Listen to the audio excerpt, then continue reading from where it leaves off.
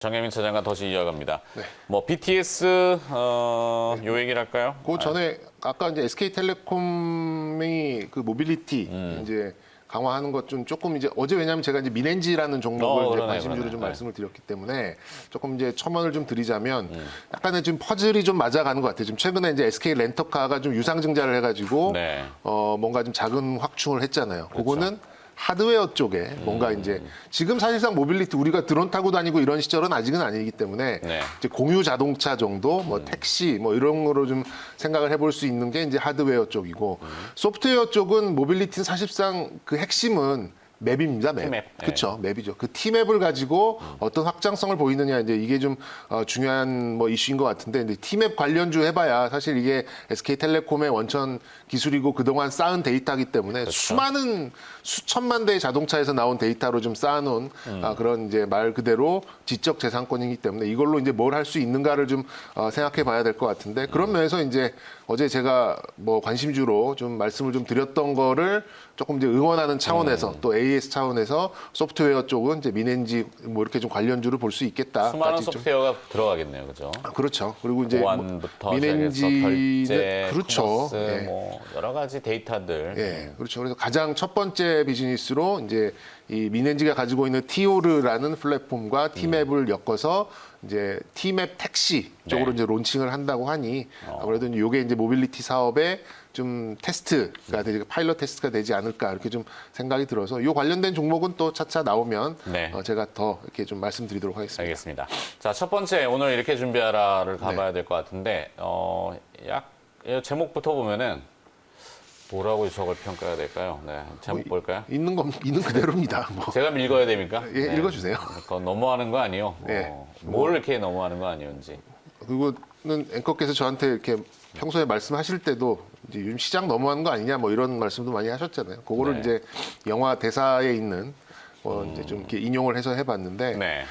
일단 6월 초를 기준으로 지금까지 이제 6, 7, 8, 9 이제 뭐 10월은 한 절반 정도 갔으니까 뭐 한 4개월 남짓의 이제 흐름 동안 보면 연기금이 거의 6조 가까이 매도를 합니다.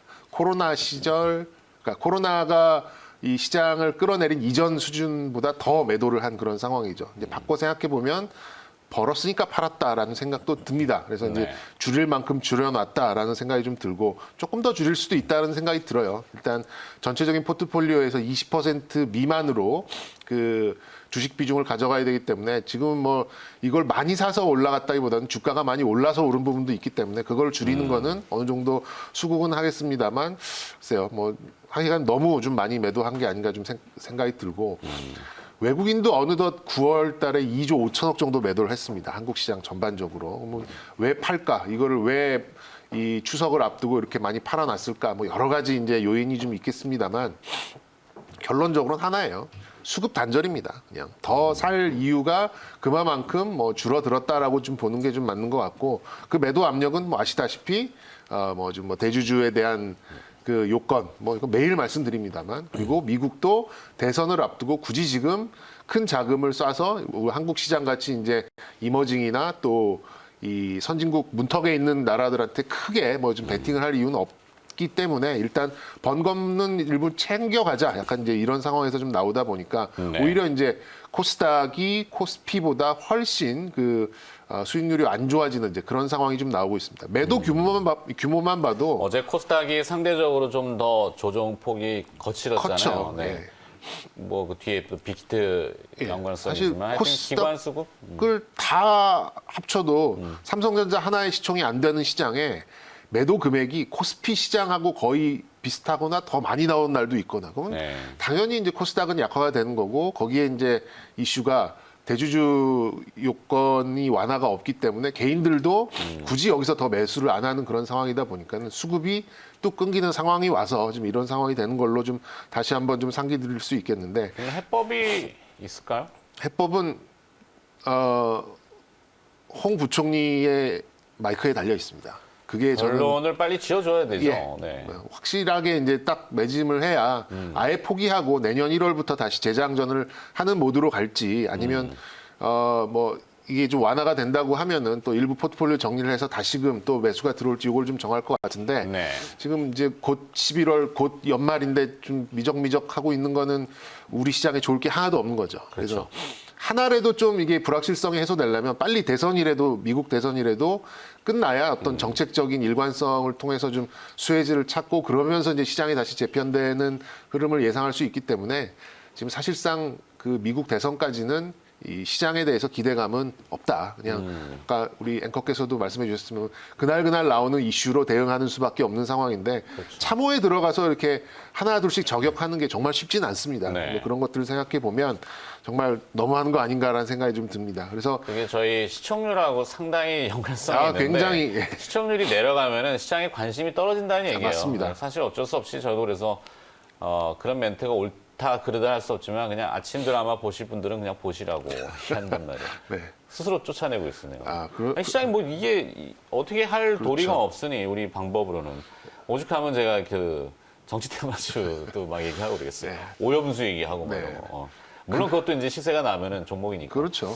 하여튼 그럼에도 불구하고 네. 이제 저는 그래도 지금 박스 중반부에서 좀 약간 내려온 그런 상황이다 보니까 다음 주 정도에는 뭐 어느 정도는 올려놓을 수 있는 기술적 반등은 좀 있을 수 있으니 굳이 여기 다 때려치고 뭐 곧버스 사서 하방을 베팅하고 뭐 이러실 필요까지는 없고 그냥 네. 지금은 남들도 다 똑같은 상황이다라고 생각을 하시고 뭐 지속적으로 좀 관망을 하시는 게 좋을 것 같고요. 그 와중에 좀 볼 수 있는 부분은 그렇죠.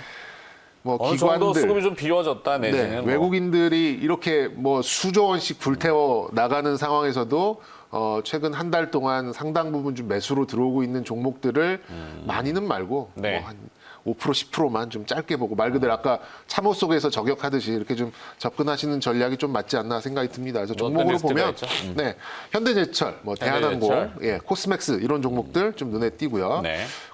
코스닥으로 내려가면은 거의 다 요즘 카메라가 모듈 쪽이에요. 뭐 동훈아텍, 자화전자, MC넥스, 캠트로닉스 다 이런 쪽이거든요. 그러면 이쪽은 어느 정도 지금 시장에 인증을 받았다. 그렇죠. 뭐 컨센서스가 형성이 되어 있고 수급도 약간 더 모멘텀을 갖고 좀 갈 가능성이 좀 있기 때문에 이쪽에서 조금 더 상승을 하는 것을 노려보는 게 조금 더 이제 안전한, 그러니까 단기적으로 보기에는 더 안전한 전략이 아닐까라는 생각이 들고요. 저 5종목 중에는 저는 코스맥스를 코스맥스, 오늘 색깔 좀 반전. 말씀드리고 싶습니다. 코스맥스. 네.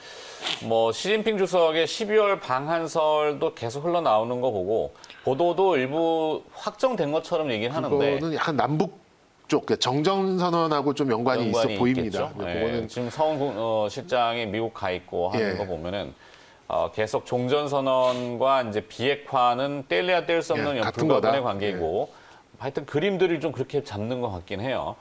그러면 이제 뭐 화장품 이슈가 또 중국 소비? 휴전국과 종전국은 아마 신용평가사들도 다르게 분류를 할 네. 가능성이 높습니다. 그렇죠. 그러면 우리 국가 리스크도 좀 낮아지고 어쨌든 뭐 종전선언까지 간다면 뭐 상당히 좋은 그런 그러니까 지금보다는 나을 수 있는 이제 그런 상황으로 보시는 게 빅이슈죠, 빅이슈. 네, 우리가 그렇지 원하는. 않을까. 그거는 이제 좀 뉴스가 구체화되면 다시 네. 또 체크를 해드리도록 하겠습니다. 알겠습니다. 자, 이렇게 데이비아라 첫 번째 들어봤고요. 그러면 이제 또 여러분들의 관심은 어떤 기업들로 몰리고 있는지 상위 리스트들 정리하고 그다음에 특징 좀 몇 가지 또 알아볼까요? 신민영 아나운서 준비하고 있습니다.